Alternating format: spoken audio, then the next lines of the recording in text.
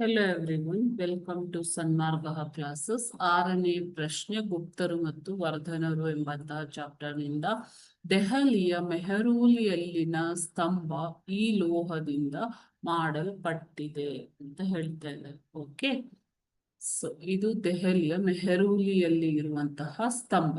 Option A ಕಂಚು, option B ಹಿತ್ತಾಳೆ, option C ಕಬ್ಬಿಣ, ಆಪ್ಷನ್ ಡಿ ತಾಮ್ರ.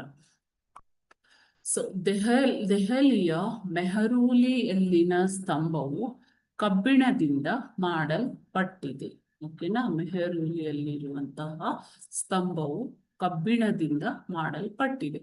ಇದು ಕುತುಬ್ ಮಿನಾರ್ ಬಳಿ ಇರುವಂತದ್ದು. ದೆಹಲಿಯ ಕುತುಬ್ ಮಿನಾರ್ ಬಳಿ ಈ ಸ್ತಂಭ ಇದೆ. ಓಕೆನಾ, ಸೊ ಇದು 23 ಅಡಿ 23 ಅಡಿ ಹಾಗೂ 8 ಅಂಗುಲ ಉದ್ದವಿದ್ದು 23 ಅಡಿ 8 ಅಂಗುಲ ಉದ್ದವಿದ್ದು 6000 ಕಿಲೋಗ್ರಾಂ ತೂಕವಿದೆ. 6000 ಕಿಲೋಗ್ರಾಂ ತೂಕವನ್ನ ಇದು ಹೊಂದಿದೆ. ಓಕೆನಾ ಮಕ್ಕಳೇ, ಇದು ಅಂದಿನ ತಾಂತ್ರಿಕ ಸಾಧನೆಗೆ ಸಾಕ್ಷಿ ಆಗಿದೆ. ಇಂದಿಗೂ ಕೂಡ ಇದು ತುಕ್ಕು ಹಿಡಿಯದೆ ನಿಂತಿರುವಂತದ್ದು ಒಂದು ಅದ್ಭುತವೇ ಸರಿ ಅಲ್ವಾ ಮಕ್ಕಳೇ.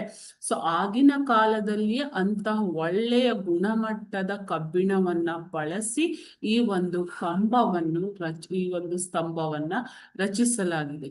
ಈ ಒಳ್ಳೆಯ ಗುಣಮಟ್ಟವನ್ನ ಬಳಸಿ ಸ್ತಂಭವನ್ನ ರಚಿಸುವ ಕಲೆಯನ್ನ ಭಾರತೀಯರು ಹೊಂದಿದ್ದರು ಎಂಬುದನ್ನ ಇದು ತಿಳಿಸುತ್ತೆ ಮಕ್ಕಳೇ. ಓಕೆನಾ, ಸೊ ದೆಹಲಿಯ ಮೆಹರೂಲಿಯಲ್ಲಿನ ಸ್ತಂಭವು ಕಬ್ಬಿಣ ಲೋಹದಿಂದ ಮಾಡಲ್ಪಟ್ಟಿದ್ದು. ಇಂದಿಗೂ ಕೂಡ ಅದು ತುಕ್ಕು ಹಿಡಿಯದೆ ನಿಂತಿದೆ. Okay, thank you.